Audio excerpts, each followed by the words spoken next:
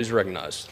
Thank you, Mr. Speaker. And first, let me say I rise, obviously, in strong support of House Joint Resolution 24, legislation that I authored, which uses the Congressional Review Act to overturn regulations by the Biden administration. I was extremely excited this morning to be notified that I have a statement of administrative policy support from President Trump on this legislation. In December of 2024, the Department of Energy enacted new energy efficiency standards for walk-in coolers and freezers, equipment vital to pharmacies, convenience stores, food processing facilities, food banks, restaurants, and many other establishments nationwide. These regulations will impose significant financial burdens on small businesses, which will have to absorb major upgrade costs to meet these new aggressive standards. At a time when our focus should be on lowering the cost of living for our constituents, it's clear most of these expenses will be borne by consumers in the form of increased prices. Furthermore, they threaten significant operational disruption for many enterprises that rely on this equipment.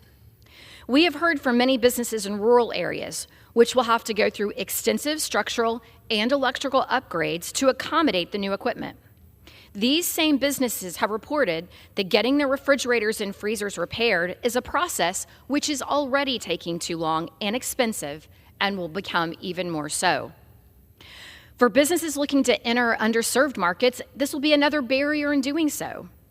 For businesses operating on a narrow profit margin, this could be what sends them under.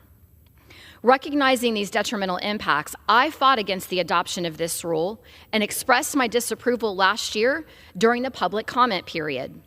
Like many of the rules handed down by the Biden administration, this effort will have a harsh economic impact while failing to achieve its own stated goal.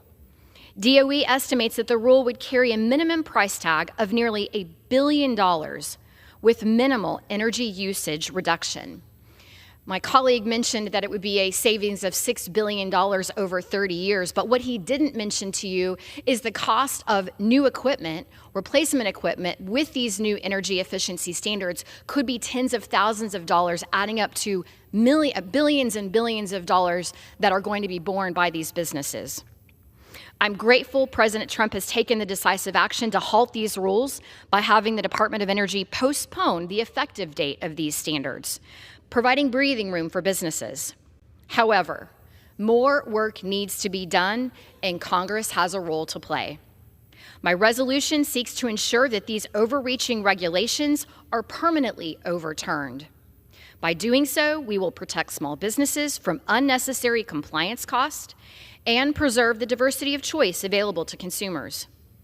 This action aligns with our broader commitment to roll back burdensome regulations that stifle economic growth and infringe upon individual freedoms.